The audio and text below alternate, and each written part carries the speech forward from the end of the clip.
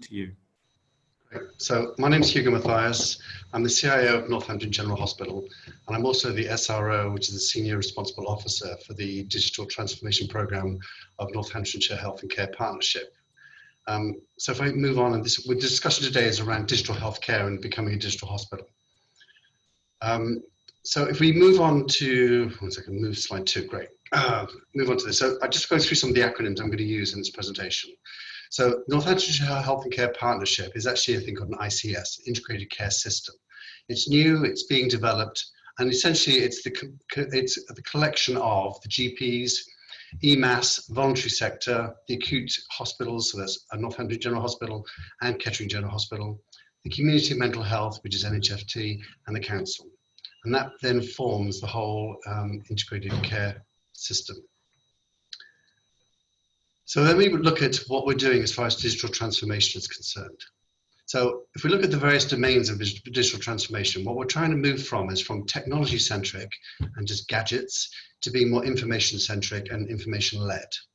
The strategy that we're moving is from out of IT and into the business. I'm talking to the business partners to try and understand what they need. The infrastructure is going from collection to connection and collection. It's about collecting from each individual organization and then sharing that information so it becomes more useful. The governance from truth to trust. The organization is from monolith to distributed, and so that we can hold information and share that information. Tech savvy to data literacy. And then from efficiency and cost, which is the usual metric, to value and impact. So if I move on and describe what that value and impact is. So value is really measured on 3 levers. One of them is about the improvement in the quality, features and benefits. So when you buy, let's say you buy an iPhone, if that iPhone was the same price for the same product, but it actually had more gadgets attached to it, it suddenly becomes of more value. Another one that we measure is the risk reduction. We want to reduce the risk in healthcare and mitigate that at all costs. And then the other one is around cost reduction. If you're buying something and suddenly it becomes cheaper, that brings you more value.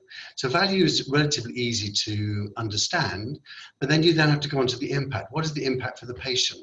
We always tend to measure from the patient first, then the organization, then the NHS as a whole, so the integrated care system, the NHS, and then on to the community. What's the impact that we're producing with the investments that we're making with technology? So the NHS long-term plan is around being patient-centric. And this is a kind of a visual presentation of the long-term plan, 2019. So that's around improved out-of-hospital care. How do you reduce the need for people coming in for emergency admissions? Reduced emergency pressure. So how do we make the hospital function better with those emergency pressures coming in? Investment into the system, the local partnerships, which is what we call the ICS, the Integrated Care System, and then the digital enablement. Now, the digital enablement, which is kind of my bag, is around the core digitization in EPR, which is the electronic patient record, storage, hosting, cyber. To do that, we're creating county-wide shared care record. Then you've got the population health planning tools and the digital data and pathway. With that, we're creating some analytic reporting platforms so that we can actually do something with the data we've got. And then we've got the NHS app, Improved Patient Experience, and for that, we're creating a public health record. So if I move on to what we're looking at as far as the vision is concerned and the kind of utopia of where we're trying to get to. Where a patient comes into any healthcare setting, be it acute, be it clinical contact, or any kind of ancillary contact, we want the information to follow that patient and that to be a full holistic view of what that patient's doing. So ideally that's going to be in the cloud. That then feeds down to the patient themselves, and the patient should be able to feed back into the system the things that they do. So telemedicine, wearables, IoT devices, and the compliance of that feeds back into the system. And that can then help us help people manage their healthcare. What you then want is a virtual case management tool, which does the triggers and provides the insight to better healthcare planning, better healthcare delivery. And that should enable you to book appointments, remind you of items, monitor you, preempt tests, plan pathways, order repeat prescriptions, and communicate with clinicians. And never has that been more so than with COVID, where we've actually had to move to a more digital environment very fast. So then we think about it from a clinician's perspective. So what does the clinician want from all this information? Well, there's two sides to that. There's the one side, which is the specialty related view, which each specialty tends to operate slightly differently. So you want a specialty related view of the patient's information, procedures, diagnostics, care packages, that type of stuff. And then you want the public healthcare focus, so more preventative methods of viewing this information and trying to prevent healthcare events happening. Again, that still feeds into the cloud, that still feeds into the virtual case management, that still gives you the tools to enable the patient to feed back into the system. So if we then move on to the what the hospital's perspective is. So we've got various tools throughout the hospital, and there's loads of IT tools that we put in place. But essentially it boils down to 5 main core things that we're trying to do. We want staff in the right place at the right time. We want the correct equipment and consumables to do that job. We want the correct patient information to manage the flow. You want informed patients at the right place at the right time. And then you want the governance to provide safe pathways and financial control. And all of that's supposed to be feeding into our data warehouse, give rich information. And you can see the tools that we've got down on the side there, which we help us do that. Then you've got the bigger picture, which is the ICS perspective.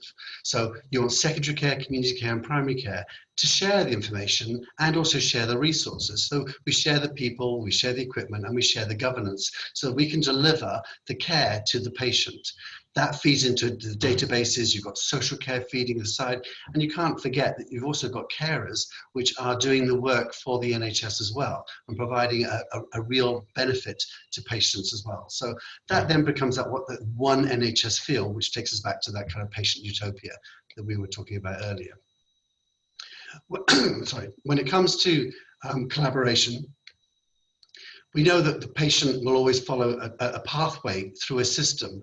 And although each organization is its own legal entity, essentially we're supposed to be working together so that we can collaborate and provide a better care for a patient on a patient-centric basis. So if we look at this way, that you've got home 111, GPs, pharmacy, walk-in, charities, social services, community, acute and mental health. And as you can see, the patient moves around quite often between these, and they can go across all of these if necessary. So a typical care pathway would be a health issue. It starts, you contact someone, 111, your GP. You get an assessment. They do some tests, they get a diagnosis, you receive some treatment, you get an outcome from that treatment, and then there's a follow-up care package after that. That's a kind of a typical care pathway. But we know that many of these care pathways move around in multiple ways, and a lot of people have more than one comorbidity. So this causes more complication in the system. How do we manage those systems? So when I look at the issues that we've got within this trust, so bringing it back home to NGH. NGH is a trust that is still reliant upon paper, and what we're trying to do is move it to be much more digital. So my priorities that I've got here is to stop the paper and become digital. To do that, I've got clinical noting I've got to put in, and we've got asset management devices that are appropriate, useful, and tagged. So we can find devices and we give people what is useful for them to use. My job is to keep people working. Then I've got to get rid of the paper. We've got all those scanned paper records that we've got, and I've got to scan those and make them useful and be able to be seen by clinicians. The problem you've got, of course, with that is you've got doctors' handwriting is difficult to scan or difficult to understand. So we'll OCR the headings and we'll enable the doctors to be able to see the writing that's underneath there. To give you a bit of perspective, at the moment our scanning team scan about 36,000 records a year, and we produce 30,000 new every year. So we know we've got to step up and change something to be able to scan all those records. Otherwise, it's going to take me another 22 years to get rid of the records that we've got.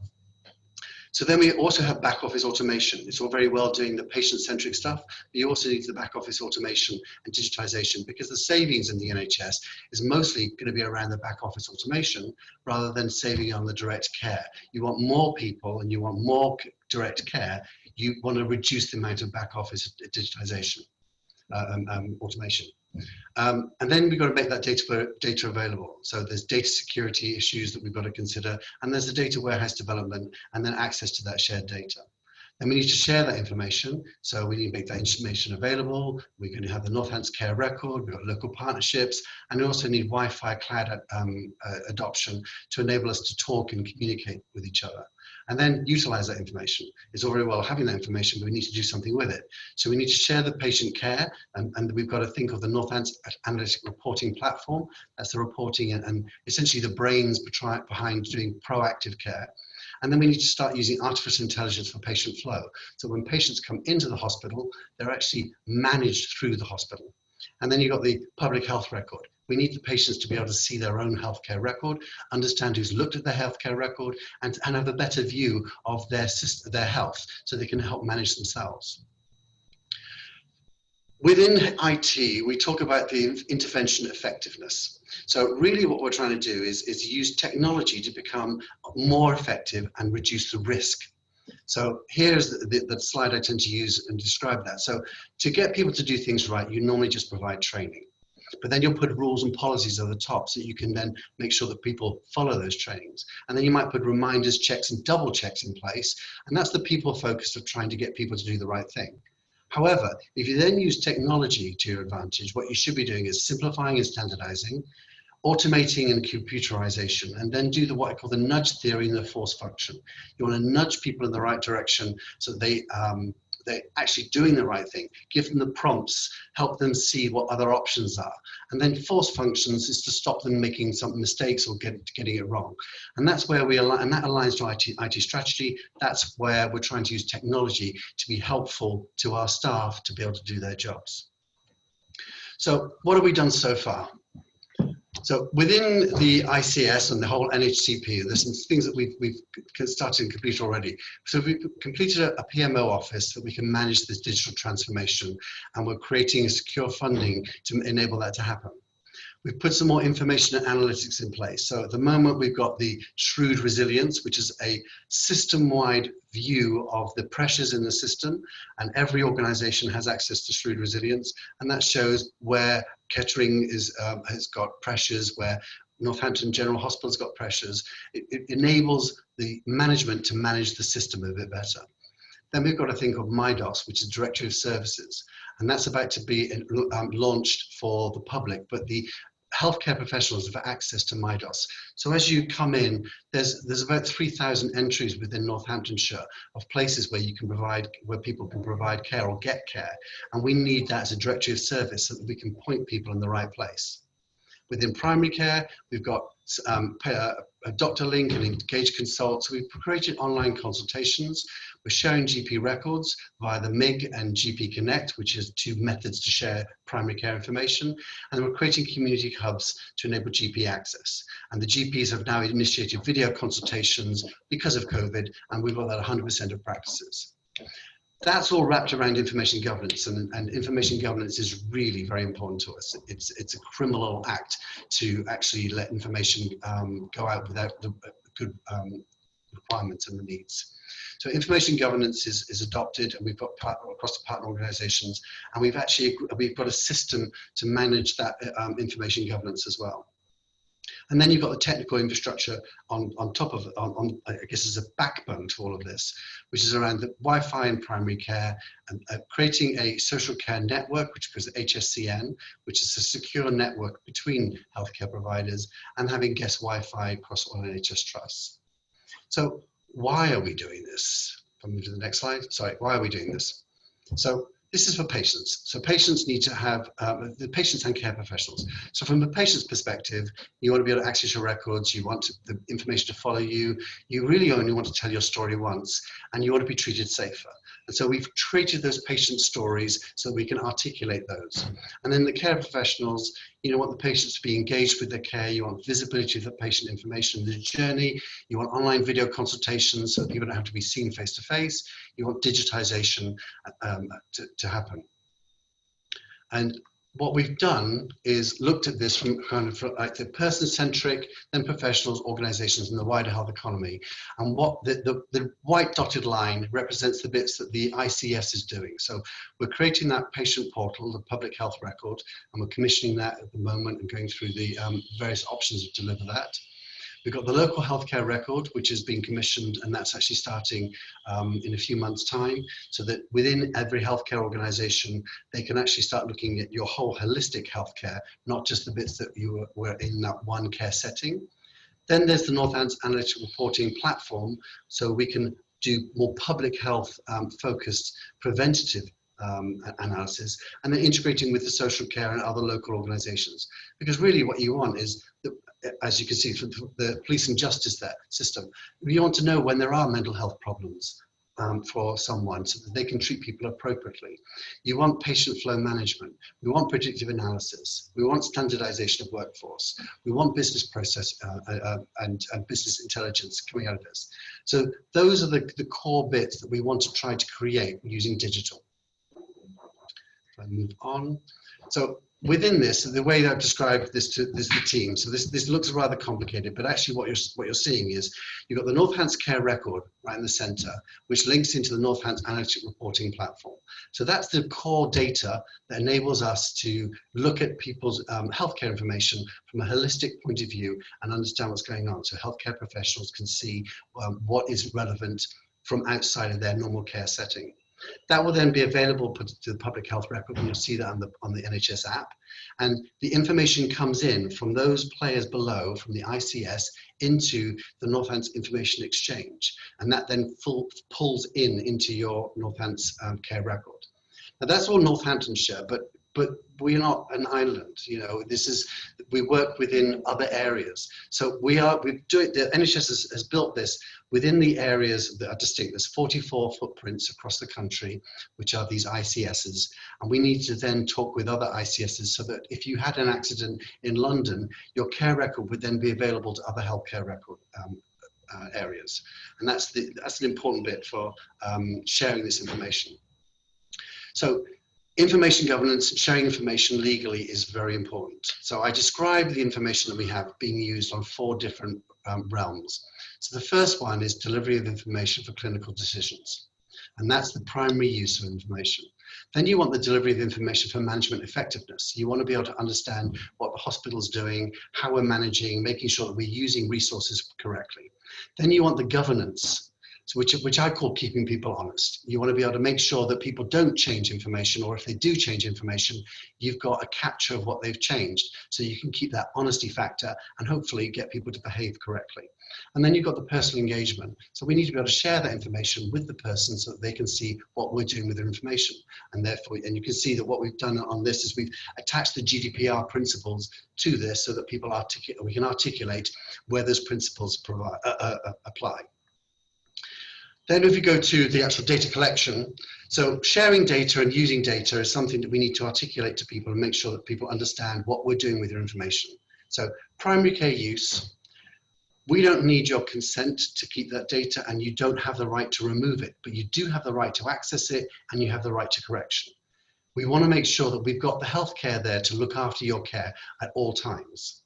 Secondary care use is where it steps away from primary care of direct patient care onto moving to the care which data that could be used and actually utilized for the care of other patients. Secondary care uses. So we were using that for public health uses, for planning, for running the hospital, all that type of things.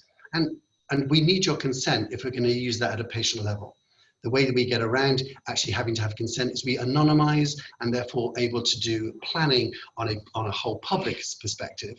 But if we're going to use it on a patient level perspective, we will come and get your consent. Unfortunately, there is no right to remove. We need all that information, and there's right for access and right for correction. So then we move to the tertiary uses, which is how do we use healthcare information which helps partner organizations, because those work with us and they can help us provide better care.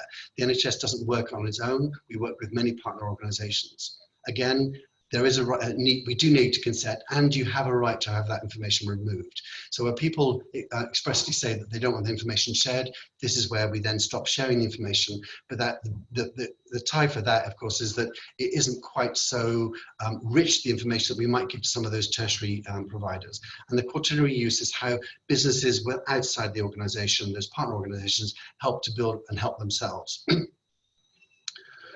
Then we moved into my strategic goals. So as I said earlier, my job is to stop the paper, get rid of the paper, understand that data, share the information, and utilize the information.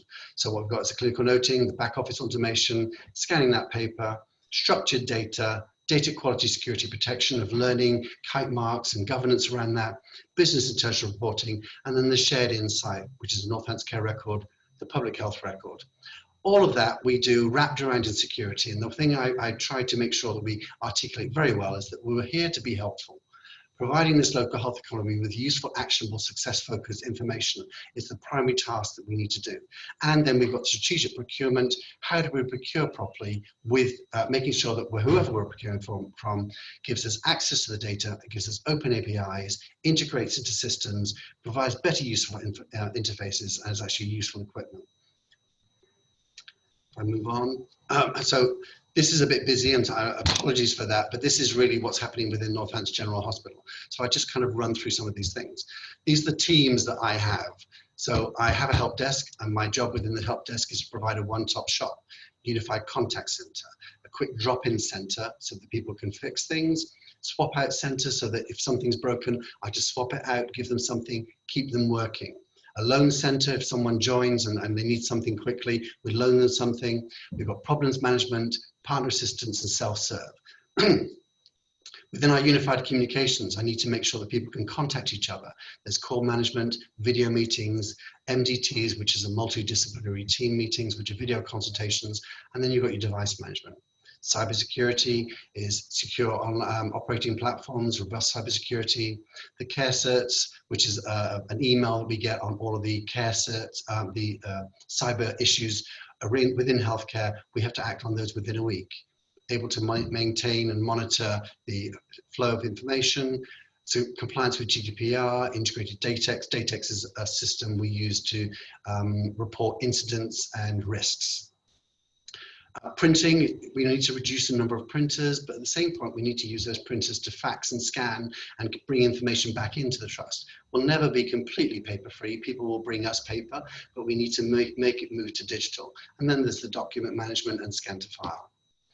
Productivity apps, we need to make sure we've got reduce the reliance on office applications. Word, Excel, start providing noise in the system. We want the data in databases that are made that are applications that we can access, so that when you say I want to know what's about me, we can access all that information and do a subject access request. Then you've got database driven cloud processing, searchable unstructured data, touch screens for easy annotation and move around, quick access to information, context flow, asset management.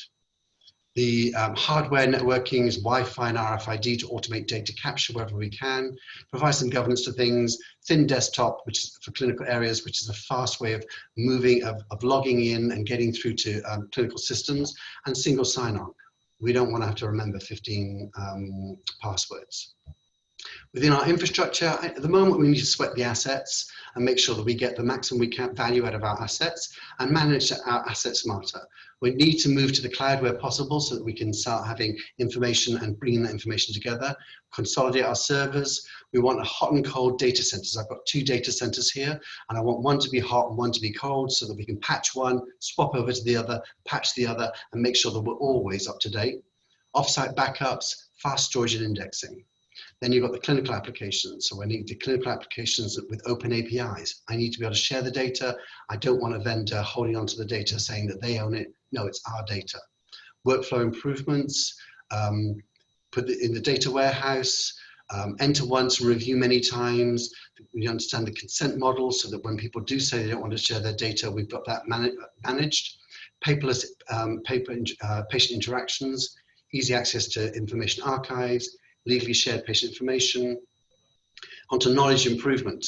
So knowledge improvement is core because we've got to make sure that people are doing the right thing and doing it right.